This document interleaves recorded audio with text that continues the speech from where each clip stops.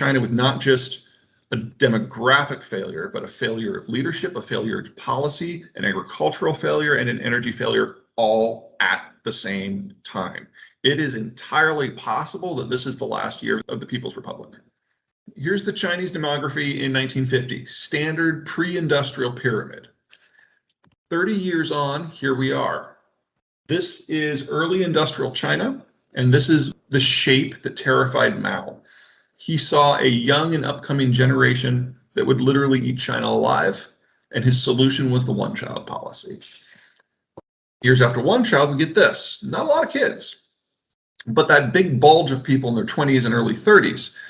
When Americans look at this, we see an up-and-coming generation that's going to take away everyone's engineering jobs and manufacturing jobs. When the Chinese look at this, they see an up-and-coming young generation of spenders that are going to remake consumption norms. We were all correct. Were, past tense, because here's China now. As of January of 2020, when this data was pulled, China was already the fastest aging society in human history with the biggest sex imbalance. We already knew that their economic model would not match up with this demography this decade. We always knew that the economic collapse of China was coming. But since this data came out, the Chinese have started releasing parts of their 2020 decade census. And they're now grudgingly admitting that they overcounted their population by about 100 million people. And that the truth is probably closer to this, with the yellow bars just not existing. This would suggest, and I say suggest because they haven't released everything, this would suggest that by the year 2050, there'll be half as many Chinese alive as there are now. I don't see how China survives as a single political entity, much less a globally significant one. I don't see how it survives this decade with these numbers, because this suggests that the Chinese population peaked back in 2003, and that Chinese economic efficiency probably peaked around the same time, and that we've already been on a relatively accelerated slide. Now, we can't go to China and do a nose count. Just to make sure. About the previous slide, I'm sorry, is Tory Murphy here, Captain U.S. Navy. Sure. I don't think I really ever heard it characterized that way with respect to the demographics in China and the potential impacts when you look out to maybe, let's say, 2050. Sure. So when we have the great power competition discussions, right, it's all economics, it's all military, all the elements of the dime. But what you're saying is that from an basically internal to the country, they could almost implode under their own weight or the lack of a population. Is that what I'm hearing? We're going to go into a number of other China adjacent issues in the rest of this presentation and show how each individual one is a regime killer. This is just the first. Okay, thank you. Yeah, no, no problem. It's I do not worry about China at all. Now, if you're in the Navy, I can understand why there's some heartburn there. It's like you're probably preparing for a war that will never happen, but I'd rather you do that than what the Russians have done and not actually prepare. But I do not think that we are going to find ourselves in a world where we have to face down China, because I do not think there is going to be a China for very much longer. Interesting, thanks. No problem. We can't confirm this. We can't just go to China and look around and count noses. But here are some data that are like demographics adjacent that we do trust. So this is the average wages for a number of Southeast Asian countries that I think we should be interfacing with more, because I think they're going to do very well in the future. Here are our Mexican compadres, very competitive. And here are the Chinese. This is the fastest labor appreciation in human history, including during the Black Death, including during all wars. So we're looking at a 15-fold increase since 1999. Their labor effectiveness, productivity, has probably only increased by a factor of 2, maybe 3. There is not an industrial process that is done in China that can't be done in North America at a lower cost, because our labor is so much more productive, our energy is so much cheaper, our supply lines are so much shorter, and you can produce stuff where people actually live, so the transport costs are minor. The only reason we think of China as a major industrial player is because of the sunk cost of the pre-existing industrial plant. You don't rebuild that somewhere else overnight, but it is happening. The United States is already in the process of its fastest industrialization, even faster than what we did during World War II. But it's a lot to move a few $1 trillion of industrial plant from one place to another. You don't do that overnight. We're living in the moment right now. We probably need to double the size of our industrial plant in the next 5 to 10 years. That'll be awkward, expensive, inflationary. But on the other side of it, we will have a far more insulated and secure supply chain system. The problem is just getting from here to there, and that is not a straight line, and there are a lot of bumps. Hey, Peter, can I jump in really quick? Of course. Marie Slack, United States Army. So I hate to take you back a slide, but I just wanted to follow up with one of what Tori asked you.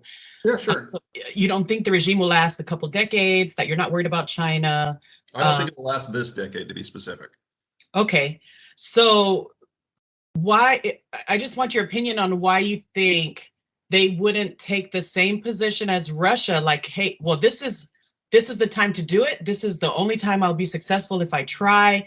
So let's go all in now, take Taiwan, take whatever, reunify, do everything they wanted to do in their grand strategy, and be desperate enough to do that. Why do you think that wouldn't happen? I mean, they've spent all the money building up their forces and everything.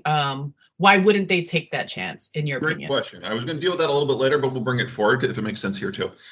The Chinese plan has always been to let the Russians go first, just to kind of as a proof of concept.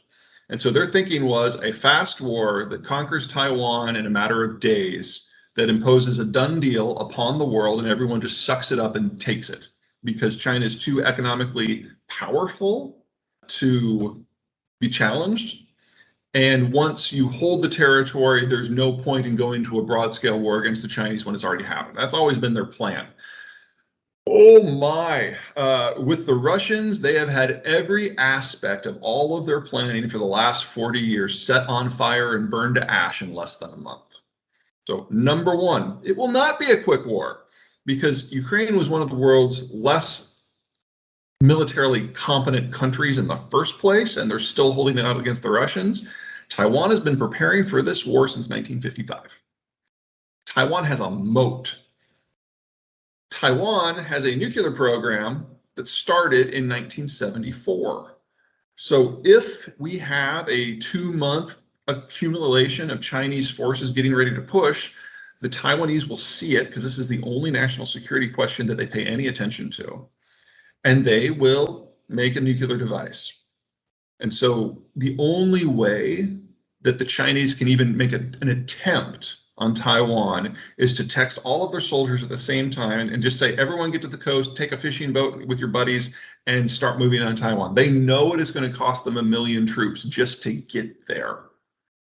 So it's always been a heavier carry than we would ever consider in the way that we operate.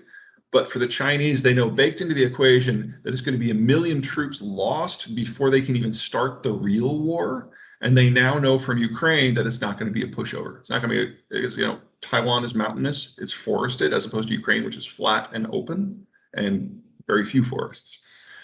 Second, the sanctions.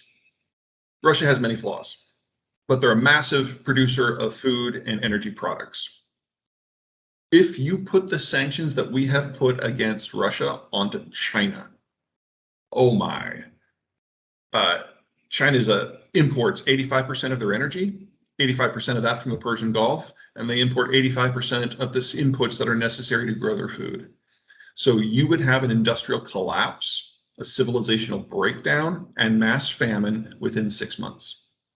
And then you would probably lose 500 million Chinese over the course of the next year to famine. But I think the one that has scared the Chinese the most are the boycotts. BP and Halliburton didn't have to leave. They weren't doing anything that was sanctioned. But the super majors and the oil services firms and countless other firms left on a moral imperative prompted by individual shareholders and consumers. And in China, the idea that the average Joe or Jane can influence policy is so antithetical to their mindset that they had no idea this was even possible, much less it was going to happen. So everything that the Chinese have based their system and their strategic policy on for the last 30 years has been proven in the last 2 months to be utterly wrong. And they have to come up with a completely new plan. And we'll talk about this a little bit later, but I don't think they can. I don't think they have that capacity anymore. And so we just have Chairman Xi slamming his head into the wall over and over and over, incapable of change until his skull cracks. And that's where we are now. I see China with not just a demographic failure, but a failure of leadership, a failure of policy, an agricultural failure, and an energy failure all at the same time. It is entirely possible that this is the last year of the People's Republic. But I'm getting ahead of myself. Peter, David Chattels, U.S. Air Force, if I may. So on the next slide, you had mentioned manufacturing base in the United States versus the manufacturing base in China, and that transition from, all the work that has been done since the 70s to build a manufacturing base in China. Sure. But your point about the workforce, the labor cost between unionized labor and environmental laws and worker protections in the United States that don't exist in China, were those costs baked into your analysis on the fact that on your statement of the United States being cheaper personnel-wise than China? Absolutely. The Chinese don't have a very high value-added economy, and so in that sort of environment, if you are willing to dumb down labor costs, and if you're willing to dumb down environmental restrictions, it does give you a leg up. Absolutely. But because the United States produces energy at home versus importing it from several thousand miles away, our energy costs are so much cheaper. And because our educational system is so much better and American workers are so much higher value added, we have now reached a point where the math has flipped. And Chinese labor has become so expensive, it obviates all those other advantages. So like Mexican labor is half the cost and more highly skilled than Chinese labor, and that makes a big difference too. And remember, I said North American, so we do have a partner in this that makes the math work that way. Copy. I missed that nuance. Thanks. No, that's right. And I'm not trying to suggest that labor restrictions, environmental restrictions don't come at a cost. I'm also not trying to suggest that all of them are necessary. We have 50 states with 50 different labor markets and 50 different environmental sets of regulations, and some of them obviously are better at dealing with this than others. And that's why there are car manufacturer plants on the Alabama-Georgia border. For example, absolutely.